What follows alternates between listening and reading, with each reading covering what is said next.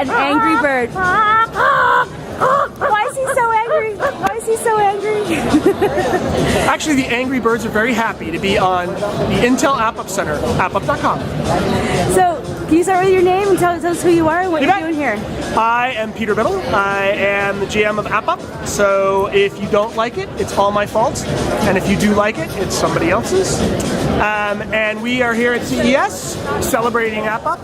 Celebrating some awesome things that Intel is doing around second gen core, a bunch of other really cool things around Migo, and you know, look around the booth, we're doing a ton of stuff. I, of course, am most interested in AppUp, and yesterday we launched Angry Birds, which makes us super happy. So can you tell us about like some of the other apps that we're going to find on there? So you've got Angry Birds, yep, which everybody loves, and what's the experience going to be like on a netbook actually? So right now, you know, we've been doing a lot since CES last year when we announced our beta, and we were in beta up until IDF, and now we've come out of beta. There's been a pretty significant amount of work that's got hugely significant amount of work that's gone into tuning the client.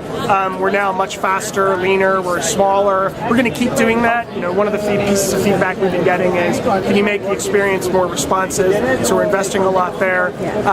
In the future, we're you know, coming.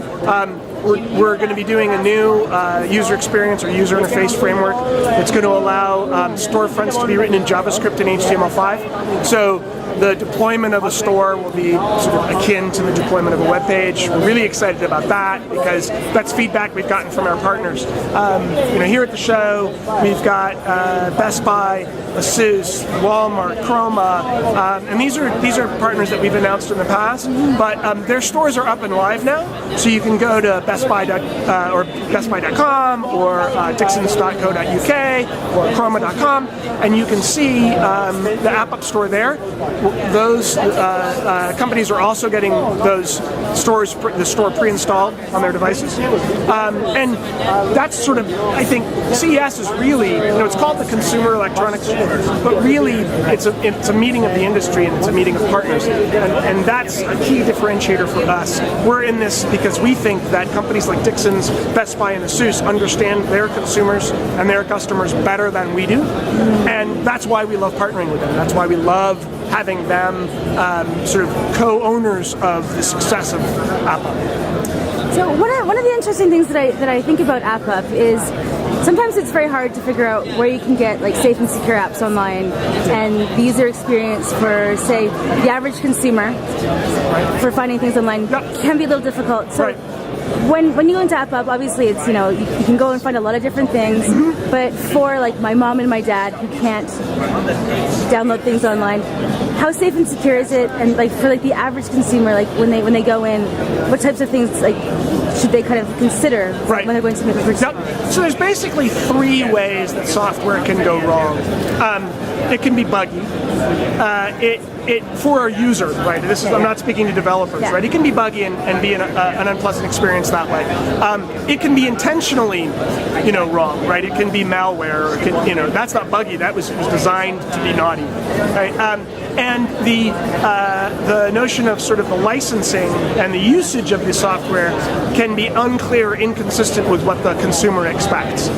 We have a validation process that addresses those three things. So we scan all of our software for known viruses and malware, and we run it. Every one of the apps that's listed in the store today is run by somebody who's part of the AppUp and the Intel AppUp developer program, and so they're tested, right? They're tested both, you know, through sort of known heuristic analysis and performance analysis and actual running, as well as usage of the software.